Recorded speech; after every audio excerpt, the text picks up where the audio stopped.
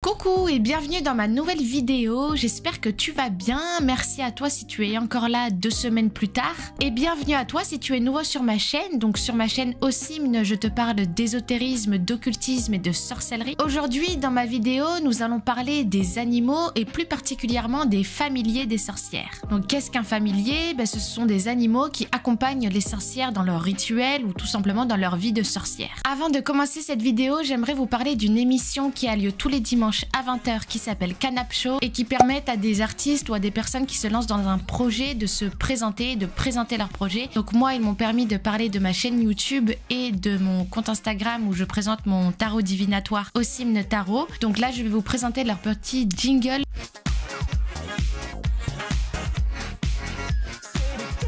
Voilà, n'hésitez pas à aller sur leur Insta, leur Twitch ou leur Discord, je mets tout dans ma barre de description. Personnellement, je trouve que c'est un super concept pour mettre des jeunes artistes en avant ou des personnes qui se lancent dans un projet, qui n'ont pas forcément beaucoup de soutien ou qui manquent de visibilité.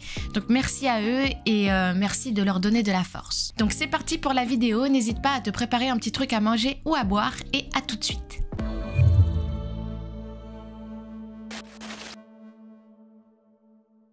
Nous sommes en Angleterre au XVIIe siècle pendant la chasse aux sorcières. Les chats et les animaux servaient de preuve pendant les procès de personnes accusées de sorcellerie. Il y avait beaucoup de suspicions autour des personnes qui aimaient les animaux, mais ça c'est dû à des mythes païens ou encore des pratiques religieuses en Europe qui nourrissent des croyances comme quoi les animaux ont des capacités surnaturelles et magiques. Ces mythes et croyances ont survécu à la christianisation du continent, enfin de l'Angleterre. Parce que le but du christianisme était d'éradiquer tout ce qui était lié au paganisme. L'Église discernait l'ombre de Satan envers toute personne embrassant son chat, son chien, son animal. Dès qu'elle ressent de l'amour ou de l'affection envers les animaux, l'Église voyait ça comme le diable. Surtout les personnes qui aimaient les chats, alors là c'était la catastrophe, mais ça c'est dû à de vieilles superstitions. Pourtant, en Égypte, il y a 4000 ans, vous le savez certainement, le chat était idolâtré. Il était sacré et il y avait même des cultes autour de cet animal. Par exemple, à Tel Basta, une ville antique en Égypte, il faisait des cérémonies pour la déesse Bastet, donc c'est la déesse à tête de chat. D'ailleurs, je l'ai dessinée, je vous montre ma petite carte. Donc voilà Bastet, comme je l'ai dessinée. Voilà. Du coup, c'est la déesse à tête de chat. Et pour elle, donc, il y avait des danses et des rites sexuels. La raison pour laquelle les Égyptiens aimaient tant les chats est peut-être parce que les chats protégeaient les greniers où il y avait de la nourriture de la vermine. Donc c'est une hypothèse de pourquoi les Égyptiens aimaient autant les chats. À l'époque, tuer un chat, c'était vraiment vouloir mourir, quoi. Genre, t'étais directement condamné à mort. D'ailleurs, il y a un Romain vivant en Égypte qui a été massacré chez lui devant tout le monde parce qu'il a malheureusement tué un chat. Et donc, sans pitié, il a été tué aussi en retour. Mais dans d'autres lieux et dans d'autres cultures, le chat apparaît également. Par exemple, Freya, la déesse de l'amour, qui avait un char qui était tiré par des chats. Donc, comme vous le savez, le christianisme et le paganisme étaient des ennemis, mais c'est surtout le christianisme qui en voulait au paganisme. Et pour l'Église, les animaux étaient vus comme des tout petits démons. D'ailleurs, l'Église pendant longtemps était persuadée que les Égyptiens adoraient le diable sous forme de chat.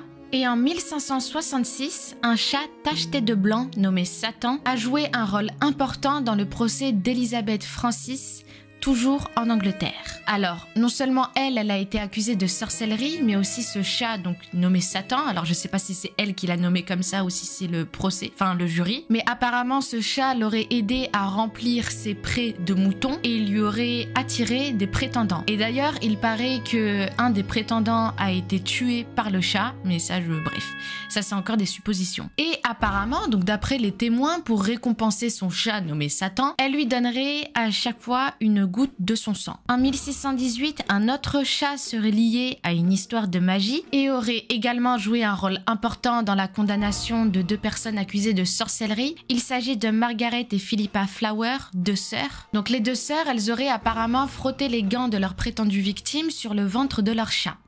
Donc je vois pas trop l'intérêt de faire ça, mais c'était l'accusation. Malheureusement, les animaux étaient aussi condamnés et souvent les chats étaient brûlés vifs. Petite minute de silence. Parmi les familiers des sorcières, nous avons aussi le crapaud, donc il n'est pas aussi populaire que le chat, et pourtant, lui aussi a de mystérieux pouvoirs. Pour les Grecs et les Romains, le crapaud était capable d'influencer le temps et de le prédire, donc son comportement changeait parce qu'il est très sensible à l'environnement et au changement de température. Le naturaliste et écrivain Pline l'Ancien conseillait aux paysans de mettre des crapauds dans des pots de terre pour prévenir les orages. Et en plus, d'après lui, les crapauds sont pleins de poison. Et ensuite, le zoologiste Élien le Sophiste aurait dit que du sang de crapaud plus du vin serait un poison mortel. Alors peut-être que c'est exagéré effectivement, mais ça part quand même d'un fait réel. Il paraît que quand l'animal est irrité, il sécrète un venin qui fait écumer les chiens et leur donne la fièvre. Mais ce poison n'entraîne la mort que dans des cas extrêmement rares. Donc sa mauvaise réputation est aussi justifiée par le fait que le crapaud soit venimeux, qu'il vive dans des lieux humides, qu'il ait un aspect un peu dégoûtant et que en plus son visage, enfin sa tête, fait penser à une grotesque face humaine. Mais ils étaient très utiles pour les sorcières, pour créer des filtres magiques. Donc les filtres, les potions quoi. Dans la sorcellerie, la bave de crapaud est très utile pour l'invisibilité. Donc évidemment pour un être humain je pense que c'est impossible, mais on sait pas pour des petites cellules, des insectes ou j'en sais rien, peut-être que ça l'est. En tout cas les sorcières elles adorent les crapauds, ils sont choyés comme des enfants, ils sont habillés avec de la soie, ils ont des petites capes en velours, des petites clochettes autour du cou, ils étaient habillés comme ça pour aller au sabbat et ils étaient baptisés au nom de Satan. Bon ça c'est de suite moins mignon. Voilà, j'espère que cette vidéo vous a plu. Je prépare plein d'autres vidéos autour des animaux et de la sorcellerie, mais le chat et le crapaud sont vraiment les animaux principaux pour bien démarrer. N'hésite pas à mettre un pouce, à partager, à t'abonner, à faire tout ce que tu veux si ça t'a plu et je te souhaite une belle soirée, une bonne nuit, une bonne journée et à très vite. Salut!